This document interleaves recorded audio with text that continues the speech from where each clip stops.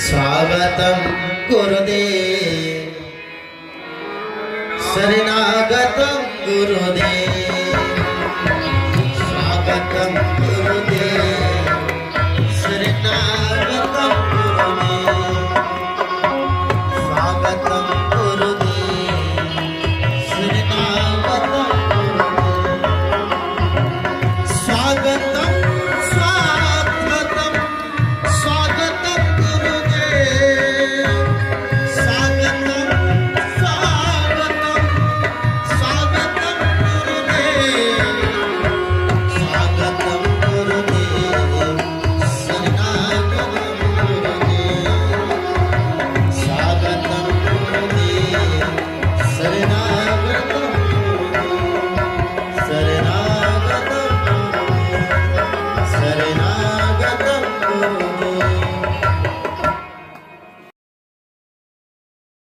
बोलिए गुरुदेव भगवान की।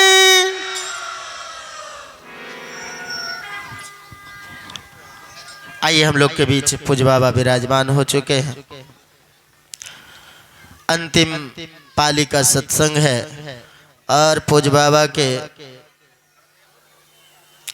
अंतिम प्रवचन आप लोग सुनेंगे। अंतिम में होली भी होना है, इसलिए आप लोग पहले पूज्य बाबा के मुखारबिंद से प्रवचन सुन ले, बाद में आप लोग होली खेलेंगे। श्री सद्गुरु महाराज की जय।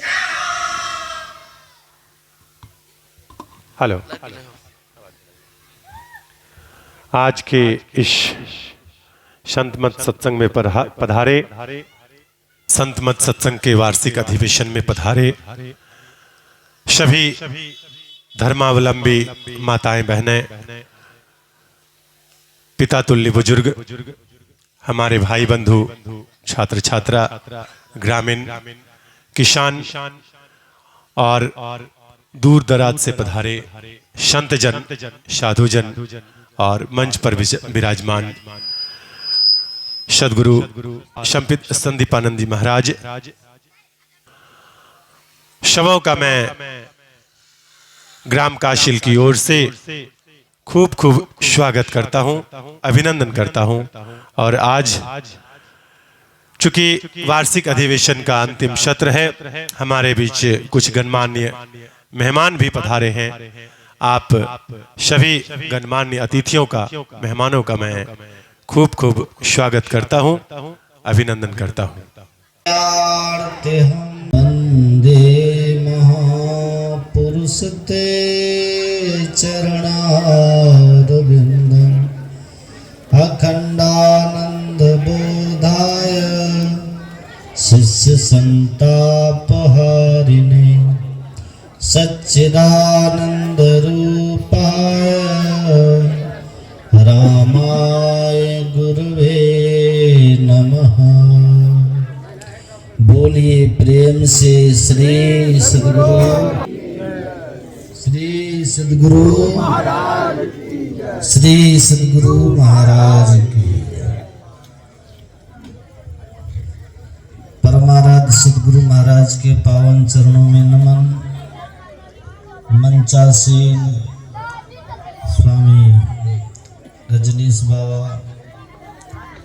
उपस्थित सत्संग प्रेमी महान भावों, पूजनीय माताओं एवं भक्तिमती धर्मशिला बहनों, गुरु महाराज की ईश्वर की कृपा से, अनंत कृपा इस पवित्र स्थल में काशिल ग्राम में परमाराध्य गुरु महाराज की छत्र छाया में हम लोग कल से ही संतमत सत्संग का लाभ प्राप्त कर रहे हैं और जिस महायज्ञ का आज विश्राम दिवस है, सुंदर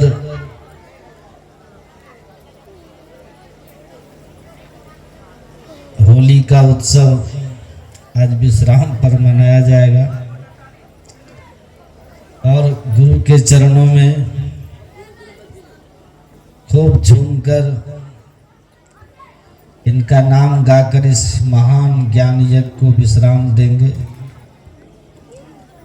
फिर आप सबके लिए प्रसाद की भी यहाँ की ओर से व्यवस्था है।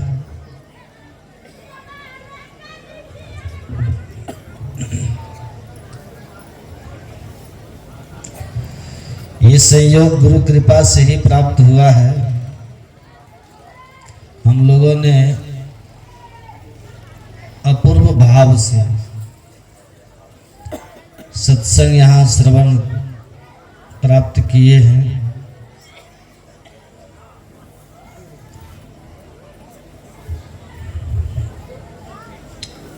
पूर्व में भी मैं आप लोगों को निवेदन कर चुका हूँ कि ऐसा संयोग सबको नहीं मिलता। गोस्वामी श्री तुलसीदास जी महाराज ने कहा है कि अति हरि कृपा जाहि पर होई, पाँव देहि एहि मार्ग सोई।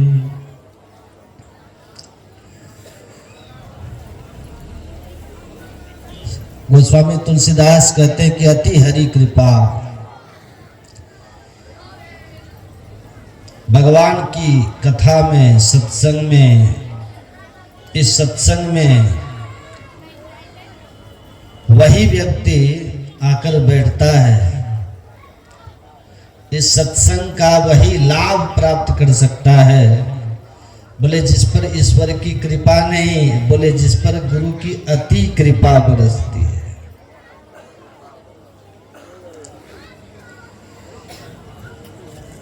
केवल कृपा नहीं, अति कृपा। अति हरि कृपा जाहि पर होई। तो हम लोगों पर गुरु की, ईश्वर की अति कृपा, जो कि इस कलिकाल में हम लोगों ने इस सत्संग को प्राप्त किया।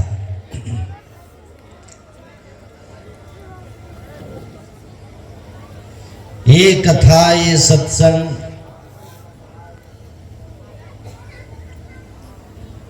हमारे हृदय में परम शांति, परम आनंद और हमारे हृदय के सोनेपन को समाप्त कर देती है।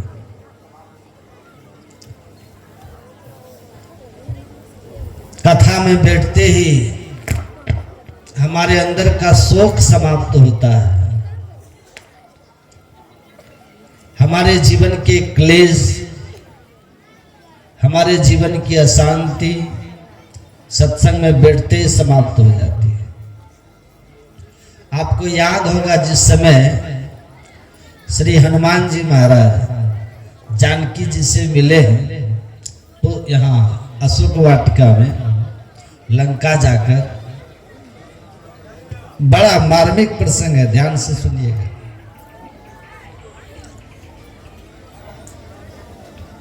माता सीता प्रभु राम से बिछड़कर उस अशोक वाटिका में वृक्ष के नीचे बैठे हैं और मां जानकी बड़ी दुखी है, शोक में डूबी हुई है। हनुमान जी महाराज लघु रूप धारण करके उसी वृक्ष के ऊपर बैठे हुए, जिसके नीचे मां सीता विराजमान है। ऊपर डाली पर हनुमान जी बैठे।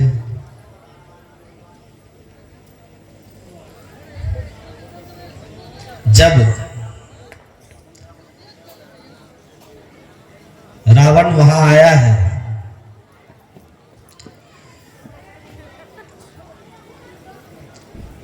मैं कोई राम कथा के प्रसंग में उतर नहीं रहा, केवल एक छोटा सा बस आपको संकेत करने के लिए ये बात सुना रहा हूं कि जब रावण वहां आया तो उसने एक बात सीता जी को कही थी। रावण ने जानकी जी को इस बात के लिए जोर डाला कि सीता, तुमको यहां लाना मेरा व्यर्थ ही हो गया। मैं तो तुमको अपनाना चाहता था, पर अपनाना तो दूर, मैं तो इतना भी नहीं कर पाया कि एक बार तुम्हारी दृष्टि मुझे मिल जाए।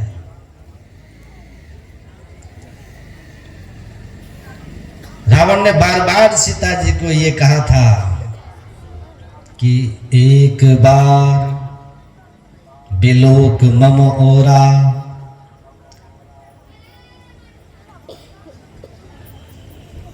बार बार सीता जी को कहा कि सीते एक बार तू मेरी ओर देख लो, बिलोक मम ओरा।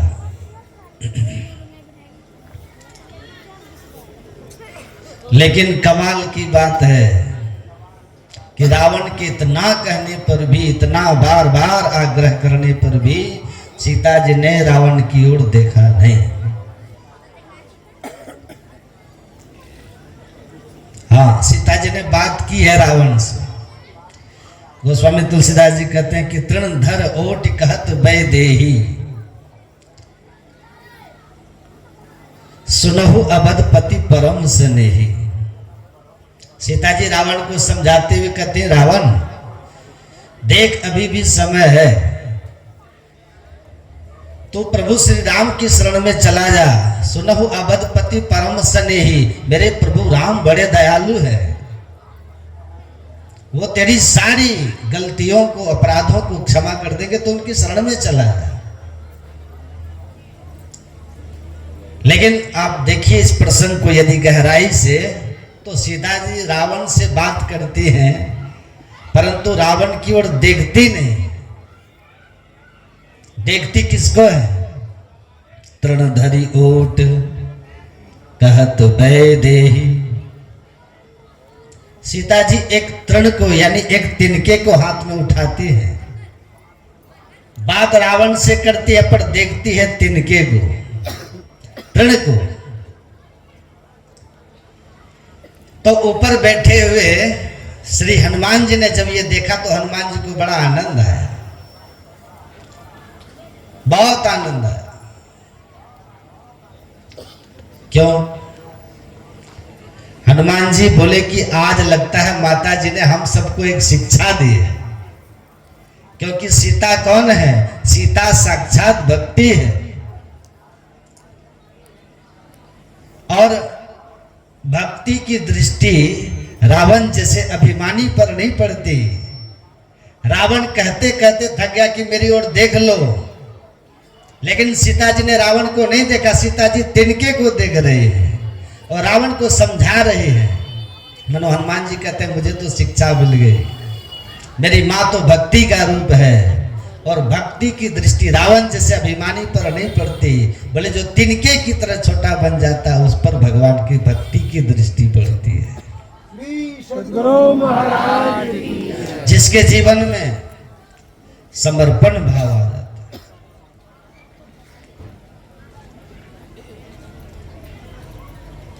वो भक्ति को पा लेता है। हमारे एक कहावत है, आपने राई तो देखी होगी, माताएं बने तो जानती हैं, राई का दाना कितना छोटा सा होता है। तो एक कहावत है कि राई को 20 हिस्सा, ताई को पुनी 20। राई का दाना कितना छोटा सा होता है। हमारे संत कहते हैं कि आप उस राई के दाने के 20 हिस्से कर दो, अब जो 20वां हिस्सा बचे उसके भी 20 हिस्से कर दो, सोचो क्या बचेगा। लेकिन संत कहते हैं कि राई को 20 हिस्सा, ताही को पुनी 20, और वासे भी छोटे बन जाओ तो अभी मिल जाए जगदीश। श्री सद्गुरु महाराज की जय। इतना निरअभिमान हम हो जाए तो भगवान अभी मिल जाए।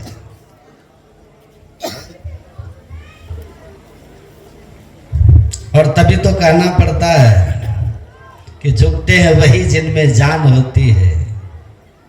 प्यारे, झुकते हैं वही जिनमें जान होती है। अरे अकड़ तो मुर्दे की पहचान होती है। हम अपने जीवन में यदि प्रेम चाहे, भक्ति चाहे, तो अभिमान ना करें। भागवत सत्संग संत बार बार ये संकेत करते हैं। हनुमान जी महाराज जब रावण चला गया तो ऊपर से उतरे हैं वृक्ष से, और हनुमान जी ने बड़ा सुंदर काम किया। हनुमान जी प्रभु राम का गुणानुवाद गाने लगे कि रामचंद्र गुण बरने लागा, रामचंद्र गुण बरने लागा, सुनत ही सीता कर दुख भागा।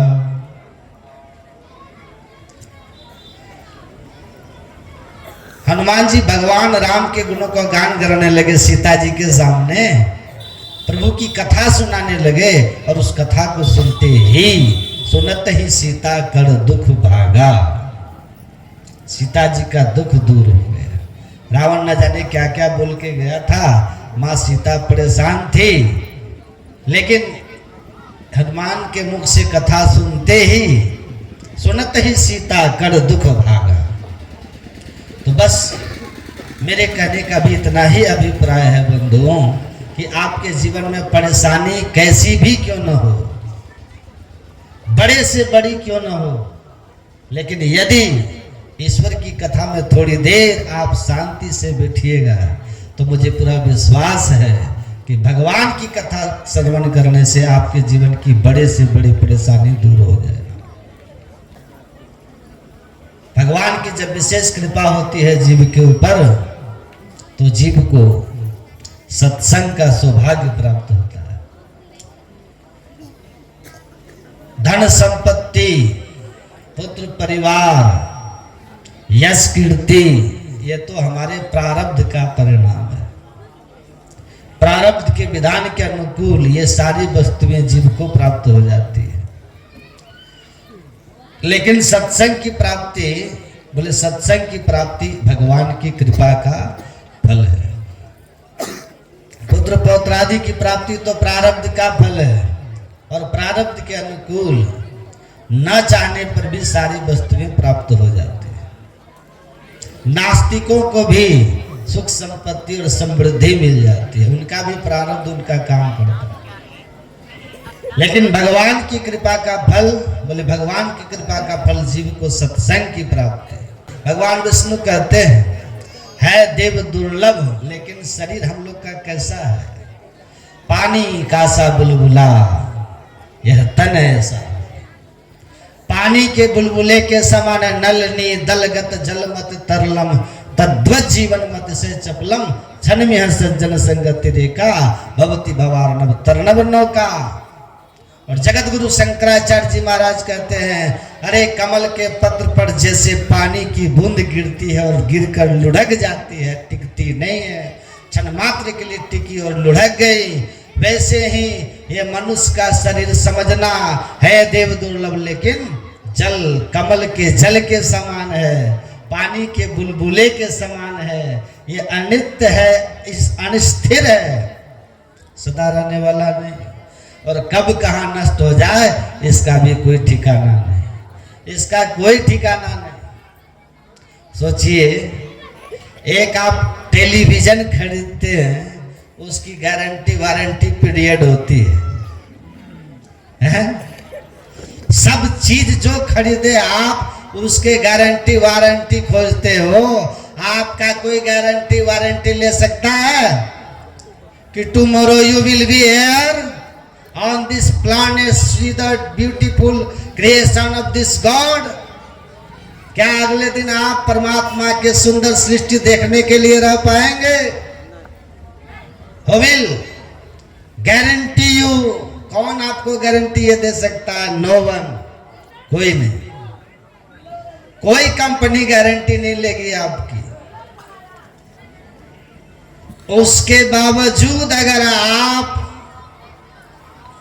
इस शरीर को पा करके सावधान नहीं हैं और कल पर छोड़ रहे हैं कि अभी तो जवानी के दिन हैं, भजन तो बुढ़ापे में कर लेंगे, हाँ बुढ़ापा आने के पहले ही अगर काल पहुंच गए तो बिना भगवत भक्ति किए शरीर से चले गए तो सिर धुन धुन पचता है। नहीं बालक नहीं यौवने नहीं वृद्धि कछु बंद, वह अवसर नहीं जानिए जब आए पड़े जम फंद। तो जम का फंदा कभी भी आएगा। कहते हैं बड़ा दुर्लभ लेकिन बड़ा नासवान है, बड़ा हैंडल विथ केयर। थोड़ा सा करंट का झटका लगा और 440 वोल्ट का झटका लगा और जीव बाहर, आप यहां से चल लिए, कहानी खत्म। सड़क से गुजर रहे हैं, कार का एक धक्का लगा, शरीर सड़क पर आप निकल लिए। कहाँ निकले? क्या समझते हैं निकल लिए तो निकल लिए? अरे नहीं, निकल लिए शरीर से बड़े भयानक दुख की ओर चल दिए। कहते हैं गलती मत करना कि शरीर से निकल गए तो दुख से निकल गए, जी नहीं, अभी तो बहुत कुछ बाकी है। एक मुर्दा जल रहा था, एक महात्मा जी उधर से गुजर रहे थे। महात्मा जी ने कहा, लोगों ने कहा सब जल गया थोड़ा सा बचा है, लास्ट में जो बचता है, कहा सब जल गया थोड़ा बचा है। महात्मा जी ने कहा थोड़ा जला है सब बचा है, थोड़ा जला है ज्यादा बचा हुआ है। भाई तुम एक शरीर को न देख रहे हो, ये दुर्लभ शरीर इतना ही नहीं है। इस शरीर के अंदर देहस्था सर्व विद्याश्च देहस्था सर्व देवता देहस्था सर्व तीर्थानि गुरु वाक्येन लभ्यते बिंदुनाद महालिंगम शिव शक्ति निकेतनम देहम शिवालयम प्रोक्तम सिद्धिदम सर्वदेहिनाम। कहा सब जल गया? अरे साथ गया उसको न देखो कितना लेकर गया है। सूक्ष्म शरीर के साथ में वो जीवात्मा अपने जीवन भर के किए हुए अच्छे बुरे कर्मों का भार लेकर गया, भार लेके गया। इतने सब जग जात है भार लदा लदा, यहाँ से सब भार ले लेकर के जाते हैं कर्मों का। कहाँ करो खत्म हो गया, खेल तो अब शुरू होगा। Death is not the end of life but is a beginning of new life. पश्चिम का दर्शन भी कहता है, प्लेटो भी कहते हैं कि यह मनुष्य के मृत्यु को जीवन का अंत मत समझो, एक नए जीवन की शुरुआत समझना। और that new life completely depends on action performed as human on earth. और वह नया जीवन आपका निर्भर करेगा इस मनुष्य के शरीर में रह करके किए हुए कर्मों पर। इसलिए सावधान, बिवेयर ऑफ योर एक्शन। आप अपने कर्मों के प्रति एकदम सावधान रहना, क्योंकि धनानि भूमो पशुहि गोष्ठे नारी गृहद्वारी जन शमशाने देहश्चितायाम परलोक मार्गे कर्मानुगो गच्छति जीव एकः।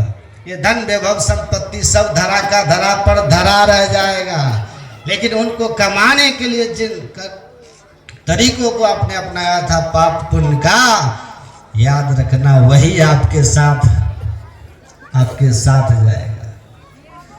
पाप की पोट धरे सिर ऊपर किस विधि होए हल्की। पाप की पोट को लेके के चले हो, आप परलोक कहते हो कि किस तरह हल्का होगा, यात्रा कैसे सुखद होगी। जो यात्रा में बहुत सामान लेके जाता है उनको कहीं यात्रा का आनंद मिलता है। पाप का बोझ सिर पे लेके चले हैं और जीवन आप परलोक की यात्रा आपका सुखद कैसे होगा। सावधान, सुन रहे हैं सब, सुन रहे कि नहीं? दम घुटता है नहीं। जैसे सत्संग में बैठे, यदि सत्संग में मन नहीं लगता तो दम घुटेगा। जरा सा वो अवसर की ताक में रहता है। कैसे अवसर मिले कि भागे, उनको सत्संग में आना भी बेकार है। राम कथा जे सुनत आगाही, रस विशेष जाना तिन नाही। रस नहीं मिला। यदि सत्संग में बैठे बैठे मन भागने का करे ना तो समझिए मन पहले भाग गया। एक जगह ऐसे सत्संग हो रहा था तो बड़ी भीड़ थी वहां। एक बूढ़ी उधर से आई दौड़ते दौड़ते, भीड़ को चिढ़ते फिरते बीच में जाके बैठ गए। सुनिएगा ध्यान से।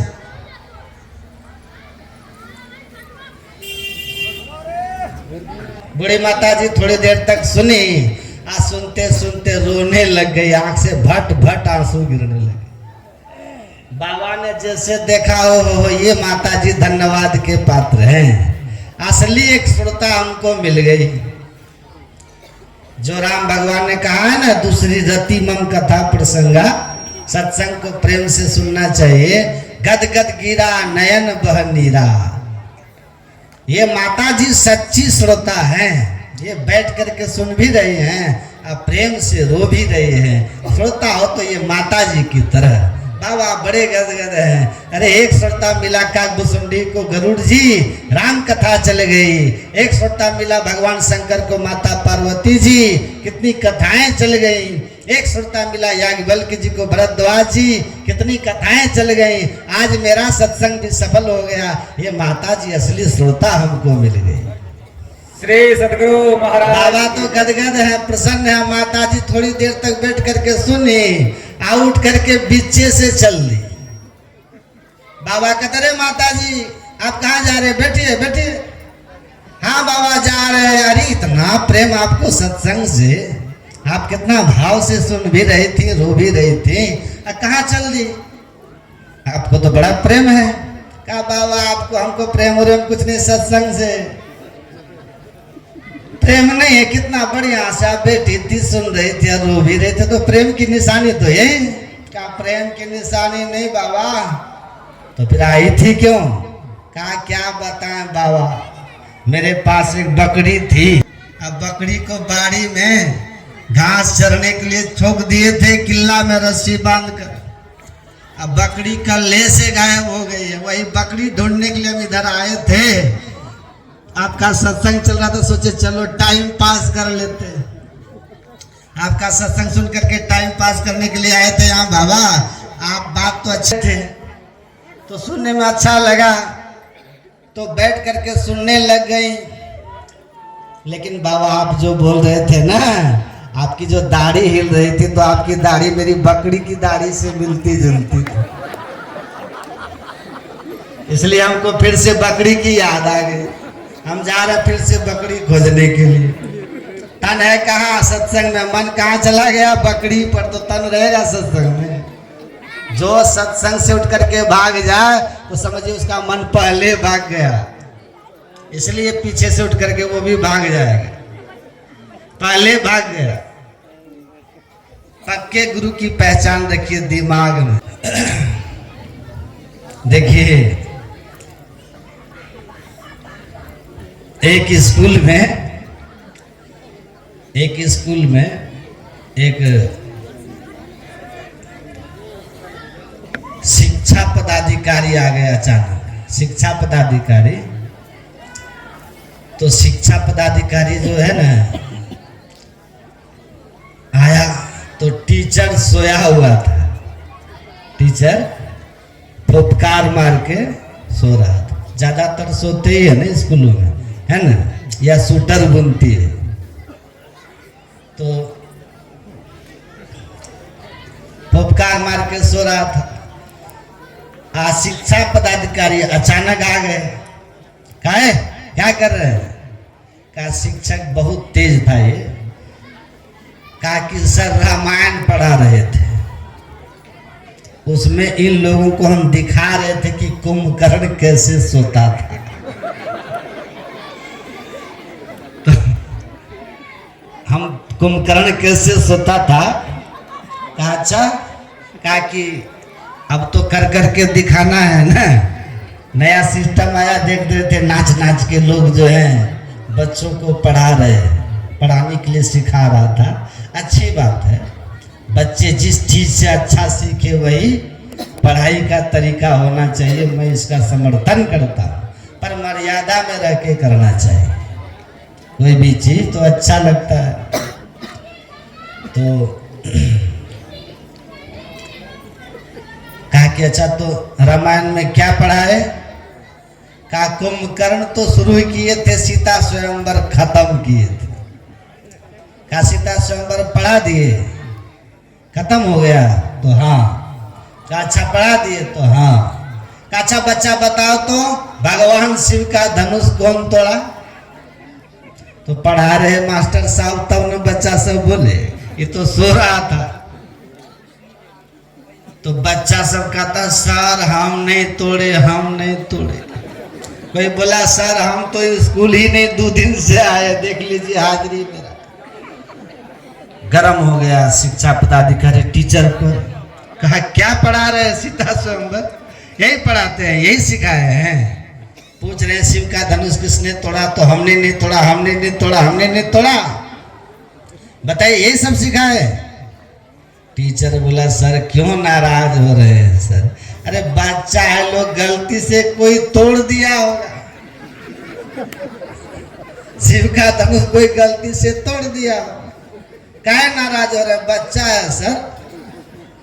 माथा पीट दिया शिक्षा पदाधिकारी, खैर हम ही पढ़ाया क्या जब इसको ही पता नहीं। बड़े नाराज होकर के हेडमास्टर के पास गए, जाके कहा कि आप काहे के लिए हेडमास्टर हैं? पद खाली कीजिए, पद खाली कीजिए, जल्दी खाली कीजिए। कैसे हेडमास्टर बन गए? कहा बन कैसे गए? मुखिया जी अपना रिश्तेदार थे, बना दिए। पहले तो ऐसे नहीं बन जाते थे। कहा मुखिया जी रिश्तेदार थे, बना दिए। अच्छा ठीक है बना दिए तो कोई बात नहीं। अच्छा ये बताइए आप कि आप स्कूल में देखते क्या है? पढ़ाई क्या होती है? आपका टीचर सो रहा है, कहते हैं तो कहता है कुंभकर्ण प्रयोग दिखा रहे थे। बताइए, और ऊपर से सीता स्वयंवर बोला पढ़ा दिए। जब हम पूछे बच्चों से कि शिव का धनुष किसने तोड़ा, तो कहता हमने नहीं तोड़ा, हमने नहीं तोड़ा। और आपका ये टीचर से जब पूछे तो हद हो गई। इसका जवाब सुन लीजिए। कहा क्या कह दिया सर? कहा कि टीचर बोला कि बच्चा है, लोग गलती से कोई शिव का धनुष तोड़ दिया होगा, डर से नहीं बोल रहा है कि मारेंगे सर। ये जवाब था आपके टीचर का। हेडमास्टर बोला सर शांत हो जाइए, टीचर को ऐसा नहीं जवाब देना चाहिए, लेकिन बात एगो धनुषे का न है, धनुषे का न बात है, चिंता मत कीजिए सर। हम अभी बढ़ई को बुला करके उस धनुष को जुड़वा देंगे या उससे बढ़िया बनवा देंगे। बोलिए कैसा धनुष था? बोलिए। निकाल के शिक्षा पदाधिकारी जो भागा स्कूल से, बोला बाप रे बाप, 1-2-4 स्कूल ऐसा बोला हम तो पागले हो जाएंगे, हम पागल हो जाएंगे।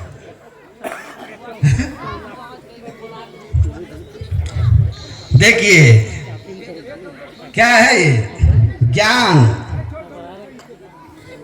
सही ज्ञान ईश्वर के संबंध में सब जगह नहीं मिलेगा, ऐसा ही मिलेगा। केवल भगवान की लीलाओं का वर्णन सुना दिया जाएगा और कहानी खत्म। इससे कुछ होने वाला नहीं है। परमात्मा की भक्ति को अपने जीवन का लक्ष्य जो बनाया है और सत्संग ध्यान करते हुए अपने पाप कर्म से अलग रह करके संसार अपने कर्तव्य कर्म का निर्वाह किया है। संत कहते हैं केवल वही गुरु है, वही ज्ञानी है, और ये ज्ञान बिना सत्संग के कहीं नहीं, बिना सत्संग के। यहाँ सूत्र बना है, संत के पास आने का कुछ सूत्र होता है, नियम है। क्या नियम है? 3 बातों को ध्यान रखिएगा। संक्षेप में सुना रहा हूं। गत्वा, नत्वा और दत्वा, ये 3 शब्द को ख्याल में रखना चाहिए। यदि किसी संत को आपका पता चले ना, किसी संत का आपको पता चले कि संत आए हैं, तो सबसे पहले तो रुकिए मत, चले जाइए उनके पास। यदि संत का पता चले कि कोई आए हैं तो गत्वा, जाइए उनके पास, बहाना मत करिए। हमारे गुरु महाराज जी कहते हैं, जिसके भीतर बहाना बने, जो बहाना बाजी करे, जिसका मन कतराए सत्संग में, तो समझ लीजिए उसका पाप प्रबल हो रहा है। और जिसके मन में लगाओ कि कब जाएं कब जाएं कब जाएं, तो समझ लो उनका पुण्य प्रबल हो रहा है, पुण्य प्रबल हो रहा है। तो सूत्र है कि पहले गत्वा, मतलब संत के पास पहले जाइए, और जाकर के आकर के खड़े मत रहिए। यहाँ करना क्या चाहिए? नत्वा, यहाँ नतमस्तक हो जाना चाहिए, नमन करना चाहिए। आप इनके दरबार में आए हैं जिससे भगवान भी डरते हैं। अरे हाँ पलटू हरि उद्धव से कहे, संत से मैं डरूं। इतना ही नहीं, आप और सुनिए, देवता 33 कोटि संत से सभी डरते, राम के घर के बीच सब काज संते करते। संत जो कह देते हैं भगवान के घर में वही होता है। सहजो हरि के मुक्ति है, और गुरु के घर भगवान। माल मुलुक हरि देते हैं, माल मुलुक हरि देते हैं, हरिजन हरि ही देते हैं। संत भगवाने दे देते हैं। संत जिनको चाले इनको भगवान का दर्शन कराना है, कह देंगे, भगवान को कह देंगे इनको दर्शन दीजिए, देना पड़ेगा। ऐसी बड़ी बड़ी कथाएं हैं पुराण शास्त्रों में, ऐसी बड़ी बड़ी कथाएं, देना पड़ता है। इसलिए पहला सूत्र तो यह है कि आप गत्वा, वहां जाइए, पर आने के बाद यहाँ आकर के खड़ा मत रहिए। यहाँ नत्वा, झुकिए, नतमस्तक हो जाइए। अब भगवान शंकर का वचन आप पढ़िए रामायण में। यदि कोई व्यक्ति संत सतगुरु के पास जाए या भगवान के पास जाए, और वहां जाकर के जेन नमत हरि गुरु पद मूला, जो यहाँ आकर के नहीं झुकता है, नहीं नबता है, तो शंकर भगवान कहते ते सिर कटु तुमरी समतुला, उनका माथा तितलोकी के समान है। जेन नमत हरि गुरु पद मूला, जो नहीं नबते हैं, ते सिर कटु तुमरी समतुला, उसमें कटुता भरी हुई। इसलिए दूसरा सूत्र है नत्वा, यहाँ नतमस्तक हो जाए। और नतमस्तक होकर के तीसरा सूत्र है दत्वा, यहाँ कुछ दीजिए, कुछ दीजिए। वहां साधु जोगी पेखना, खाली हाथ ना देखना, कुछ दीजिए वहां। क्या दीजिए? ये कोई जरूरी नहीं कि रुपये पैसा दीजिए। आप देने वाले भी आप बड़े चतुर होते हैं। जाएंगे प्रणाम करके, जेब से नोट की गड्डी निकालेंगे, 2000 500 की गड्डी निकालेंगे, और सबको साइड करते करते 2000 सबको साइड कर देंगे, 500 सबको साइड कर देंगे, 200 को साइड कर देंगे, नंबरी को साइड कर देंगे, 50 टकिया साइड, 20 टकिया साइड, 10 टकिया जो सबसे सड़ा हुआ होगा वो निकालेंगे। वो ये कोई जरूरी नहीं कि आप रुपये दीजिए, कोई जरूरी नहीं है, ये देना कोई जरूरी नहीं है। हाँ, अपना उनके पास जाकर के तन मन धन आत्म करिए अर्पण। यहाँ सीधा सीधी झुक जाइए, विनम्रता से झुक जाइए। अहंकार यहाँ अर्पित कर दीजिए, अपना दुर्गुण यहाँ चढ़ा दीजिए, विनम्र हो जाइए, नत हो जाइए, भीतर से दीनता लाइए। अति दीन होके जिसने सत्संग सुमति ली, अपने को सोई में ही गुरु शरण में कर ली। जेठ मन को हेठ करिए, मान मत बिसराइए, गुरु सतगुरु पद सेव करी करी कठिन भव तरी जाए। ऐसा करिए। अच्छा, विद्या हम लोग क्यों प्राप्त करते हैं? अच्छा, विद्या हम लोग को क्यों चाहिए? कारण क्या विद्या का? भर्तृहरि से पूछा कि विद्या क्यों चाहिए? भर्तृहरि ने कहा बिना विद्या के मनुष्य नहीं बनो। यदि मनुष्य बनना है ना तो विद्या चाहिए। बिना विद्या के मनुष्यता नहीं आती। और उन्होंने कह दिया येषां न विद्या, येषां न विद्या न तपो न दानम ज्ञानम न शीलम न गुणो न धर्मा ते मर्त्यलोके भुवि भारभूता मनुष्य रूपेण मृगाश्चरन्ति। भर्तृहरि कहते हैं मानव तन तो मिला, लेकिन यदि मानव तन में रहने के बाद विद्या अर्जित नहीं किया है व्यक्ति, तो वो मनुष्य ही नहीं, वो मनुष्य ही नहीं है। अच्छा, विद्या किसको कहते हैं? बहुत ध्यान से सुनिएगा, अब खत्म करेंगे बस, मन उब नहीं रहा है। विद्या कहते हैं किनको? एक होती है विद्या और एक होती है शिक्षा। दोनों में फर्क है। शिक्षा और विद्या में फर्क है। शिक्षा जो प्राप्त करते हैं उसको कहते हैं शिक्षित, कहते हैं कि नहीं? जो शिक्षा जिनके पास, वो कहते हैं शिक्षित है, ये एडुकेटेड, ये शिक्षित है, ऐसा लोग कहते हैं, ये शिक्षित है। और आपने एक बात का ख्याल किया, आप कभी कल घोड़ा के लिए भी कहते हैं घोड़ा शिक्षित है, कहते हैं ना? कहते हैं कि नहीं? ये घोड़ा शिक्षित है क्योंकि बढ़िया से टम टम को खींचता है ये घोड़ा। ये तोता भी शिक्षित है क्योंकि तोता राम राम कहता है, कह देते हैं ना? तो शिक्षा तो तोता को भी मिल जाती है, शिक्षा तो घोड़ा को भी मिल जाती है। कुत्ता को देखे, कुत्ता को कितनी शिक्षा रहती है? कुत्ता को देखिए, वो गुप्तचर के पास जो कुत्ता होता है, जो काम मनुष्य नहीं कर सकता वो काम कुत्ता कर देता है। अब बंदरों की सेना आप जानते हैं कि नहीं? वो भी पिस्तौल राइफल चलाता है, बंदूक बंदर भी चलाता है, आश्चर्य लगता है। तो शिक्षा की बात अलग है, शिक्षा अलग है, शिक्षा अलग है और विद्या अलग है। विद्या किसको कहते हैं? जब शिक्षा के संग में संस्कार जुड़ जाता है तो वही विद्या कहलाती है। और संस्कारहीन जो शिक्षा है वो शिक्षा है, वो तो पशुओं के भी पास होती है, वो तो तोता मैना के भी पास होता है। तुलसीदास जी लिखते साधु असाधु सदन सुख सारी, असुमिरहि नाम देहि गनगारी। साधु के घर का जो तोता मैना होता है वो राम राम करता है, इतनी शिक्षा उसको मिली है। और असाधु के घर का जो तोता मैना होता है वो गाली देता है। तो शिक्षा तो उनको भी है। भर्तृहरि ने शिक्षा की बात नहीं करी। भर्तृहरि कहते हैं जिनके पास विद्या है। अब विद्या का लक्षण क्या है? विद्या की पहचान क्या है? अब पढ़ी विद्या ददाती, ये बात तो सब जानते हैं।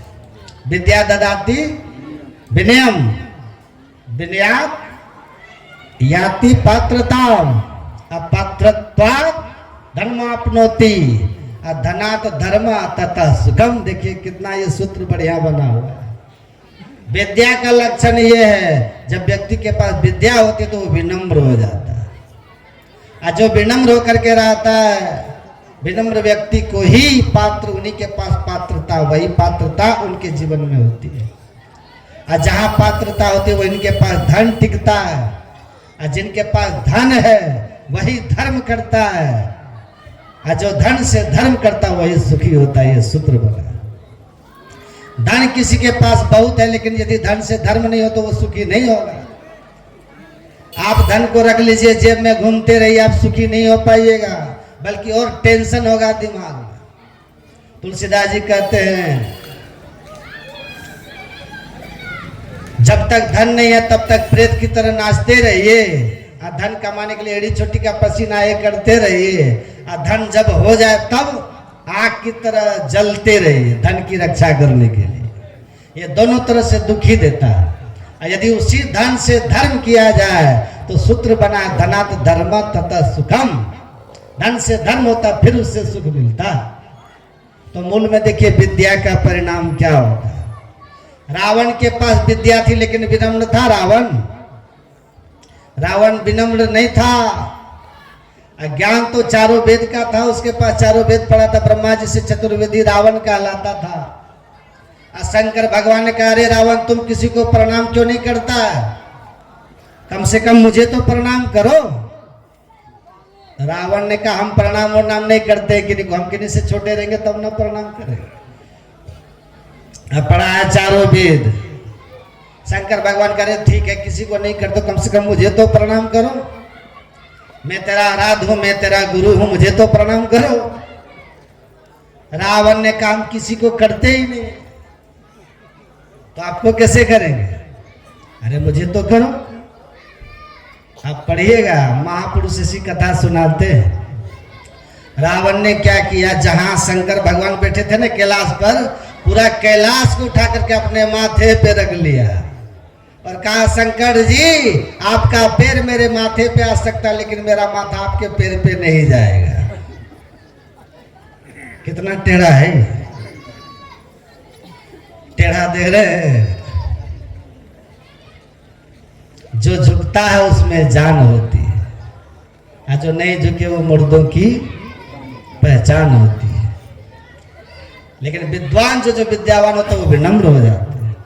अब विनम्र क्यों होते हैं? अब पढ़िए, रामायण में है, हनुमान चालीसा आप पढ़िए। विद्यावान कौन होंगे? विद्यावान जो होंगे गुणी, अति चातुर। जो विद्यावान होंगे वो गुणी होंगे और चतुर होंगे, और राम काज करबे को आतुर, वो भगवान का काम करने के लिए आतुर रहे। वो विद्या का लक्षण, विद्या की पहचान यही। राम का कार्य क्या है? राम का काम क्या है? भगवान का कौन सा काम है?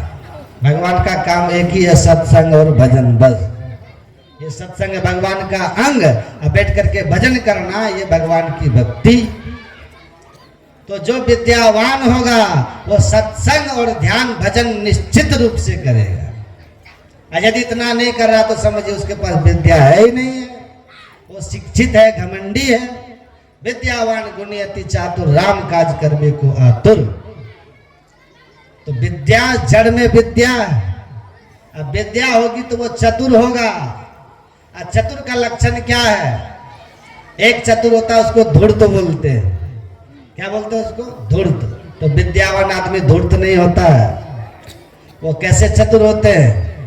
तुलसीदास जी लिखते हैं, चतुर शिरोमणि तेई जग माही, जैन मुनि लागे सो जतन कराही। राम भगति चिंतामणि सुंदर, बसे गरुड़ जाके उरंतर। हे गरुड़ जी, जो राम की भक्ति रूपी चिंतामणि के लिए प्रयत्न करे वही चतुर शिरोमणि है। और यह चतुरता जीवन में तब आती है जब व्यक्ति के जीवन में विद्या आती है। अब विद्या कब आती है? गुरु गृह गए पढ़न रघुराई, अंत काल विद्या सब पाई। मास्टर बन करके पढ़ाइएगा तब काम नहीं चलेगा। मास्टर साहब तो खैनी भी खा लेता है, अब बच्चे से कहता जाओ पुड़िया ले आओ तो दुकान से। अब बच्चा मास्टर साहब के लिए भी लेता है, एक अपने लिए भी ले लेता है। तो मास्टर से विद्या, मास्टर से शिक्षा मिलेगी। इसलिए तुलसीदास जी लिखते हैं, जो गुरु के पास जाए, जो गुरु से जुड़ करके रहे, वो गुरु किनको कहते हैं? गुरु सब सुन रहे हैं कि नहीं? कभी काल शरीर जाता है, सत्संग में मन चल जाता है घर, तब रंग नहीं चढ़ेगा। तन के साथ साथ मन भी यहाँ होना चाहिए। देखिए भगवान का उपदेश है, सत्संग करें हम लोग, अब बड़े प्रेम से सत्संग करें और बड़ी श्रद्धा से सुनिए। सत्संग सुनते सुनते करी सत्संग, सत्संग भी कीजिए और गुरु खोज करिए, गुरु की भी खोज करते रहिए। क्योंकि राम भगवान कहते हैं, गुरुपद पंकज सेवा तीसरी भक्ति अमां। यदि जीवन में गुरु नहीं होगा तो भजन शुरू होगा? तब भजन शुरू नहीं होगा। और अपने यहाँ कहावत क्या है? कहावत है, गुरु करो जाना पानी पियो छा। बहुत सोच समझ के गुरु कीजिएगा। पान दिया, फूल दिया और दिया पैसा, 3 फूक फूक दिया बेल हो की भैंसा। इससे काम चलेगा? लोभी गुरु और लालची चेला, दोनों नरक में ठेलम ठेला, दोनों जाएगा नरक। हरई शिष्य धन शोक न हरई, असो गुरु घोर नरक मह पड़ई। आनर गुरु बता चेला, मांगे केला दिए ढेला। ऐसे गुरु से काम नहीं चलेगा। इसलिए कहते गुरु करो जाना, पानी पियो छान।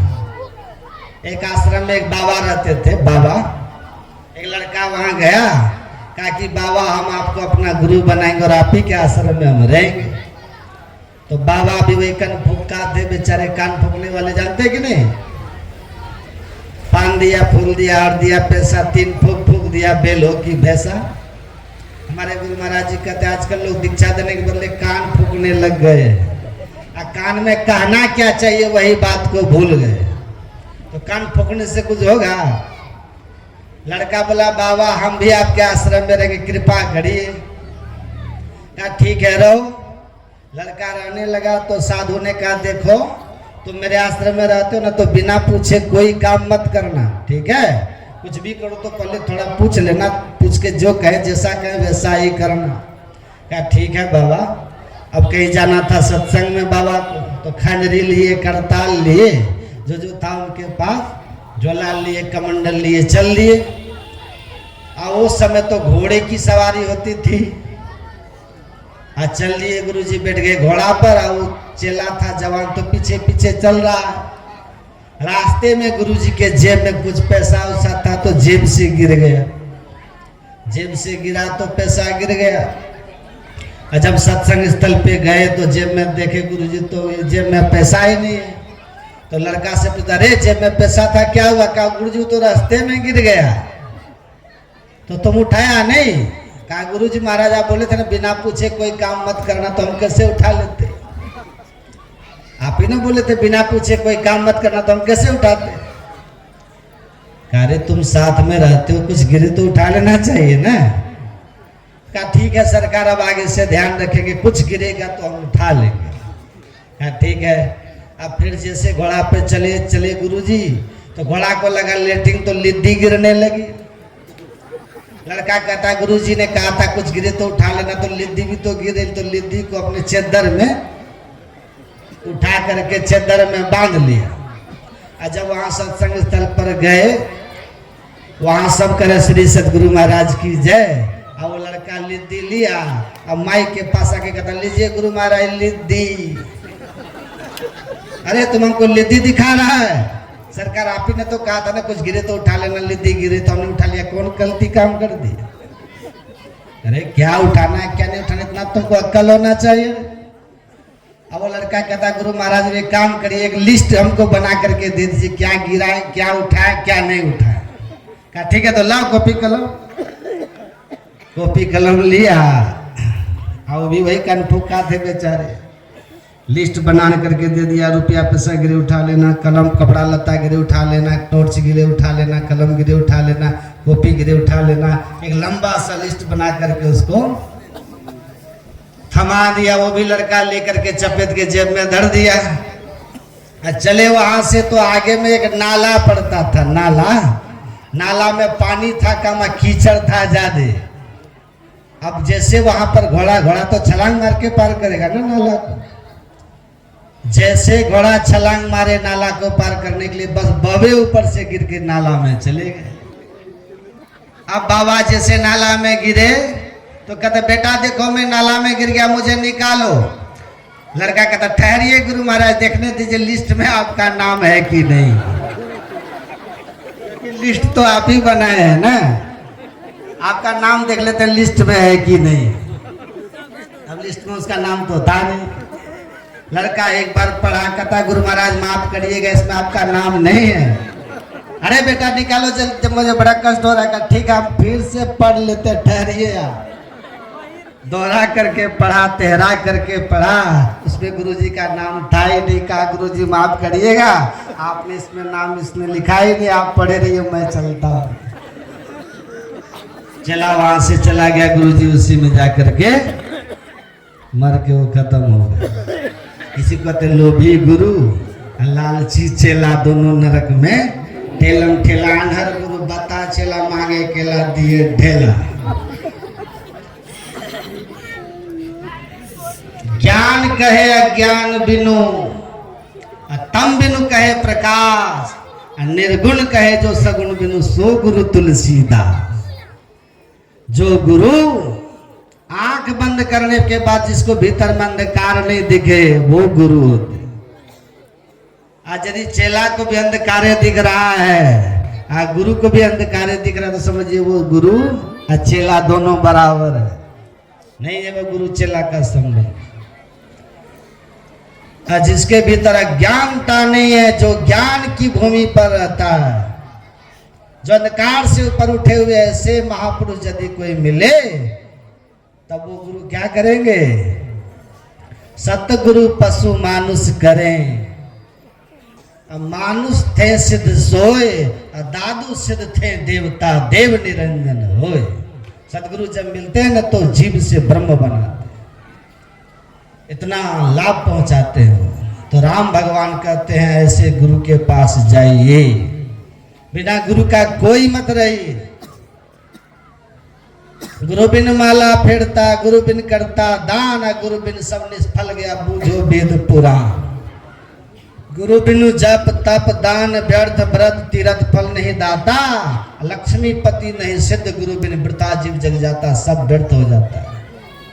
इसलिए भगवान कहते हैं जहां सच्चे गुरु मिले, सच्चे गुरु की पहचान यही है। सच्चे गुरु की पहचान है, जो सच्चे गुरु होते हैं मुर्शिदे कामिल से मिल, सिद्ध और सबूरी से तकी, जो तुझे देगा फहम शहरत को पाने के लिए। सच्चे गुरु की पहचान यही है कि आपके भीतर में सुषुम्ना कहाँ है। स्कूल की विद्या आप शराबी गुरु भी है तो आपको पढ़ा के सिखा देगा, क्योंकि उसमें बुद्धि का काम होता है। एक बुद्धि दूसरी में चली जाती है, वो ज्ञान आप ले लीजिएगा। लेकिन अध्यात्म विद्या का गुरु अगर स्वयं सात्विक सदाचारी नहीं होगा तो उसके द्वारा दिया गया ज्ञान फलीभूत नहीं होता। इसलिए गुरु महाराज ने साफ साफ कहा कि मुक्ति मार्ग जानते, साधन करते नित, साधन करते नित, सच्चित जग में रहते, दिन दिन अधिक विराग प्रेम सत्संग सो करते, दृढ़ ज्ञान समझा बोध कुबुद्धि को हरते, मैं ही ये गुणधर जो गुरु से सतचित, मुक्ति मार्ग जानते साधन करते नित। जो मुक्ति मार्ग को ठीक ठीक जानते हैं, आपके अंदर में उठने वाली किसी भी आध्यात्मिक शंकाओं का समाधान करने की क्षमता रखते हैं, स्वयं साधन भजन करते हैं, संसार से वैराग, संसार की आसक्ति नहीं रखते हैं, ऐसे गुण जिनमें हो उनसे ही शिक्षा और दीक्षा लेना चाहिए, तो मंत्र फलीभूत होता है। वरना सब दिन तो सदगुरु महर्षि में ही मिलने वाले नहीं है ऐसे संत, लेकिन इनके बताए हुए सदयुक्ति भी वैसे ही गुरु से लीजिए, जो उनको जांच परख के लीजिए। ये नहीं कि आया समझा, हाँ हाथ जो तरह उनको जानते हैं, अगर वो आपको कह रहे हैं कि अच्छे हैं तो ठीक है, वरना भेड़िया धसान तो कभी करना ही नहीं चाहिए। तो शिक्षा दीक्षा लेकर के आचरण अपने में सुधार करके, और ऐसे लोग मिले वो दीक्षा शिक्षा लीजिए उनसे। संत सदगुरु संसार से कभी जाते नहीं है, सब दिन रहे, शरीर रहे या ना रहे। भगवान राम को कहा जैसे जल और उसका तरंग लहर दोनों स्थिति में जल जल ही रहता है, वैसे ही तरंगित अवस्था शरीर में रहे या शरीर को त्याग कर दे, संत सदगुरु की सामर्थ्य में कोई कमी नहीं रहती। जो उनके बताए राह पे चलते हैं, इनका ध्यान स्मरण करते हैं, उनको पुकारते हैं, वो हमेशा इनकी मदद करने के लिए, सब शरीरधारी जैसे आपकी मदद करता है ना, वो भी वैसे ही करते हैं। क्योंकि संत कभी मरते नहीं, संत भगवंत अंतर निरंतर नहीं कि मपी कह विमल मति दास तुलसी। तो इस दृढ़ता और श्रद्धा के साथ गुरु महाराज के चरणों में अपने वृत्ति को जोड़ के रखिएगा, हमेशा इनके बताए विधि से साधन कीजिएगा। एक गुरुजी थे, बस का के खत्म कर रहा हूं 2 मिनट में। एक गुरुजी थे, एक राजा का हाथी था, तो वो हाथी जो है ना, हाथी खुल गया, खुल के जाके तरबूज, जानते ना तरबूज, इतना बड़ा बड़ा होता है तरबूज, तो वो तरबूज के खेत में वो हाथी घुस गया। तो तरबूज जो है, एक तब तरबूज मुंह में लेकर के निगल रहा था, लेकिन वो गले में जाके फंस गया। हाथी घूम के तो आ गया, खेत का मालिक उसको भगाया जिसके खेत में था, लेकिन तरबूज देखा निगल रहा है। जब हाथी चला गया, सामने कुछ खा नहीं रहा, खड़ा है गले में फंसा हुआ तरबूज, बड़ा दुखी हुआ। राजा को लगा हाथी खा पी नहीं रहा, एक दिन गुजर गया, दूसरा दिन गुजर गया, चारों तरफ चर्चा होने लगी, राजा साहब का हाथी बीमार है बीमार है। राजा सोचे कि भाई क्या हो गया हाथी को।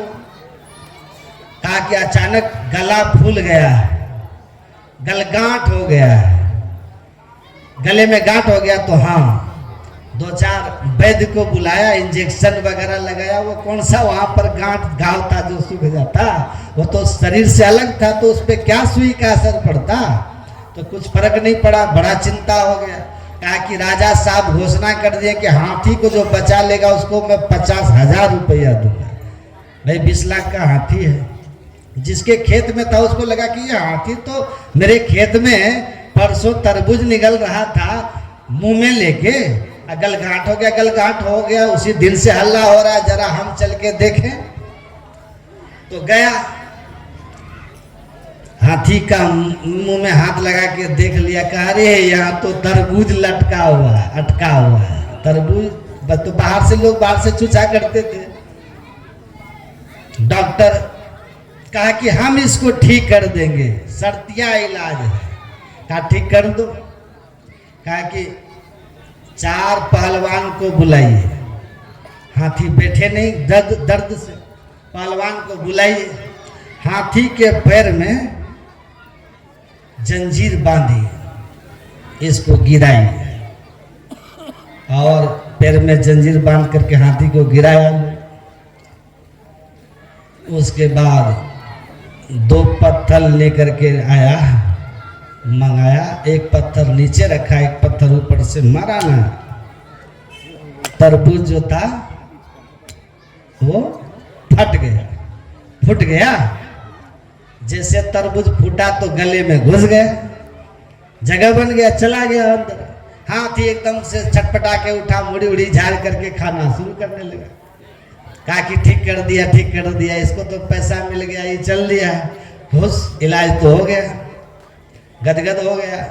देख, एक आदमी खड़ा होकर के ये सब देख रहा था, उसको लगा कि इतना आसान इलाज है, आज सर्दिया इलाज करके ठीक कर दिया, 50,000 कमा लिया।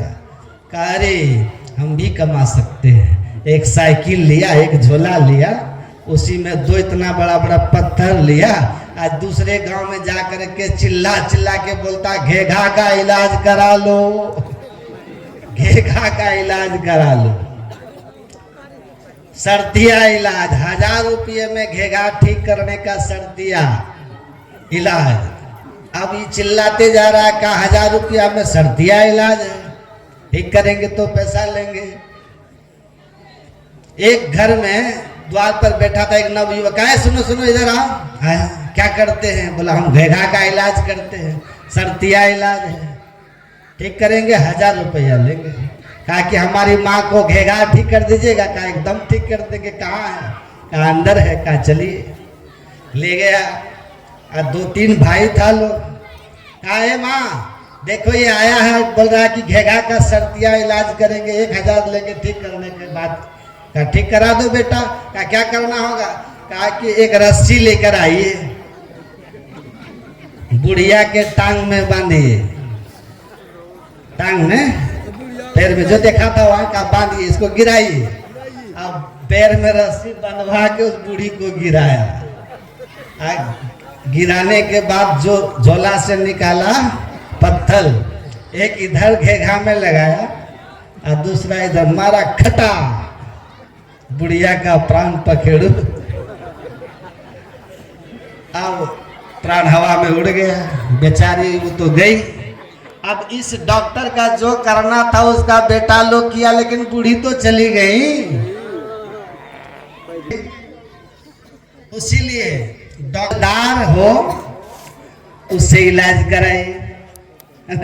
और शरीर का बात है भाई, और आत्मा के अनंत जीवन का निर्माण होना है, सदगति और दुर्गति होनी है, तो गुरु ऐसे वैसे कर लीजिएगा। कुछ भी खाओ पियो और आंख बंद कर लो और चाहे माला घुमा लो और चाहे कुछ भी मंत्र 5 बार जप कर लो, इससे आपका कल्याण हो जाएगा। जो सच्चे गुरु मिलते हैं वो कहते हैं कि पहले खान पान को ठीक करो। कोई भी डॉक्टर के पास जाइएगा, खाने का परहेज बताएगा, डायबिटीज है दवाई देगा, कहेगा रसगुल्ला खाओ, कहेगा कहता ना कि मीठा मत खाइएगा। परहेज के बिना कोई रोग का इलाज नहीं है, कोई इलाज नहीं। इलाज दवाई जितना असर करता है उससे ज्यादा परहेज की महिमा होती है। उसी तरह आध्यात्मिक जगत में शरीर को शुद्ध बनाए, तभी इसमें धर्म का वृक्ष फलीभूत हो सकता है। उसके लिए खान पान की पहली जरूरत है। तो खान पान की पवित्रता को पवित्र किए बिना आप कोई भी धर्म का काम कीजिएगा उसमें सफलता नहीं मिलेगी। ऊसर भूमि में बीज फेंकते रहिए, वृक्ष होने वाला नहीं है, उपजाऊ भूमि होना चाहिए। उसी तरह इस शरीर को शुद्ध कीजिए और तब दीक्षा शिक्षा लेकर के नियम में रह करके जब ध्यान कीजिएगा, निश्चित रूप से आपको अध्यात्म की अनुभूति होगी। आप कृपा होगी गुरु की, आप अनुभव करेंगे, साधना में प्रगति होगी और संसार में भी आपकी व्यवस्था ठीक ठीक होने लगेगी और परमार्थिक उन्नति भी आप करेंगे। जो सत्संग ध्यान करते हैं अंतर अनुभूति तो होती ही है। कहते हैं लहाई 4 फल अछत तनु साधु समाज प्रयाग। इसको इस संसार में रहते हुए और अभी मुझे जाना अति आवश्यक, मुझे जाना पड़ेगा। और बड़ा अच्छा लगाया, ये सुंदर देख रहे, कितना सुंदर दृश्य पंडाल लग रहा है, क्या सज करके सब बैठे हुए हैं। उधर तो मेला लगता है, यहाँ कितना अच्छा लगा। जाने का मन सच कहिए तो खुद हमको नहीं है भीतर से, पर मेरी भी लाचारी व्यवस्था है, जाना पड़ेगा, हम जाएंगे। हाँ, यदि आप और भी सुनना चाहते हैं ना तो एक है, आपको मिलेगा यूट्यूब, मोबाइल सबके पास है ना, अपने अपने मोबाइल में सब यूट्यूब में सर्च कर लीजिएगा महर्षि में ही आश्रम, महर्षि में ही उसको सर्च कर लीजिएगा, उसको आप सब्सक्राइब कर लीजिएगा, बेल बटन दबा दीजिएगा। जहां प्रवचन मेरा कहीं होगा आपको सीधा तुरंत मिल जाएगा, आप सुन लीजिएगा। इसके साथ साथ लगभग सभी बाबा लोग जितने हमारे साथ होते हैं उनका भी उस पर सुनाया जाता है। तो सत्संग सुनने का मन करे तो महर्षि में ही आश्रम चैनल सब्सक्राइब कर लीजिएगा। अब देखिए 2 दिन तक मैंने आप लोग को सुनाया और हमको तो संकोच भी होता था, लेकिन आप लोग का स्नेह प्रेम, ये कुमोद जी हैं, ये डॉक्टर साहब, ये बड़ा प्रेम हमसे रखते हैं।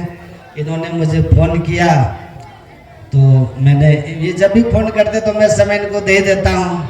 तो इनके सदप्रयास से, इनके सब के साथ में, आप इनके साथ में जो भी कमेटी के लोग हैं, सबका प्यार है मेरे प्रति, सबका प्रेम है, सबके प्रति साधुवाद, सबको गुरु महाराज की कृपा बनी रहे। और आज देखिए जाओ भंडारा हुआ कल और आज जो भंडारा हुआ वो उनका नाम क्या है, रमेश जी, उनके लिए भी मैं बहुत बहुत साधुवाद करता हूँ, उनको आशीर्वाद देता हूँ कि देखिए दीक्षा भी नहीं लिए फिर भी कितनी श्रद्धा है उनके प्रति, सत्संग के प्रति। उनके तरफ से यहाँ कल से आज तक भंडारा हुआ, विदाई सब वही करेंगे, अब ज़्यादा हम कुछ नहीं कहेंगे। और अभी हम आरती के बाद यहाँ से आप लोग के बीच से चले जाएंगे, फिर कभी मौका मिलेगा तो फिर सुनाएंगे। इतना ही कह करके मैं अपनी वाणी को अब मैं विराम देता हूँ। जो भी कुछ कहा गलती सुनती माफ करिएगा। बोलिए प्रेम से श्री सद्गुरु महाराज। हेलो,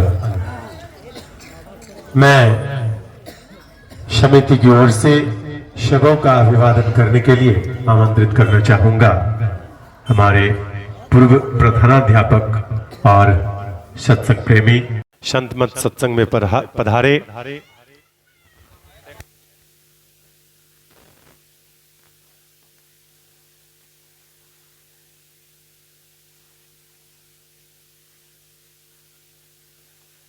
संत मत सत्संग के वार्षिक अधिवेशन में पधारे सभी धर्मावलंबी माताएं बहनें, पिता तुल्य बुजुर्ग, हमारे भाई बंधु, छात्र छात्रा, ग्रामीण, किसान और दूर दराज से पधारे संतजन, साधुजन और मंच पर विराजमान सदगुरु संदीपानंद जी महाराज, सबों का मैं ग्राम काशिल की ओर से खूब खूब स्वागत करता हूं, अभिनंदन करता हूं। और आज चूंकि वार्षिक अधिवेशन का अंतिम सत्र है, हमारे बीच कुछ गणमान्य मेहमान भी पधारे हैं। आप सभी गणमान्य अतिथियों का, मेहमानों का मैं खूब खूब स्वागत करता हूं, अभिनंदन करता हूं। मैं चाहूंगा कि पीछे हमारे अंकल पुरुषोत्तम चा बैठे हैं, मैं चाहूंगा कि आप धीरे धीरे मंच की ओर आएं। और मैं बता दूं कि हमारे बीच बहुत ही चर्चित परिचित चेहरे आज संयोग बस इस पावन अवसर पर संत की वाणी सुनने के लिए, संत की धारा में बहने के लिए, सत्संग की महिमा को सुनने के लिए, सत्संग को सफल बनाने के लिए, सत्संग में सहयोग प्रदान करने के लिए बहुत बड़े बड़े उद्देश्य के साथ लोगों के बीच सेवा के भाव से आज हमारे बीच पहुंचे हैं। जो जन सेवा के रूप में आपका पुराना परिचय रहा है, आप लोगों के हित में काम करते हैं। आप हैं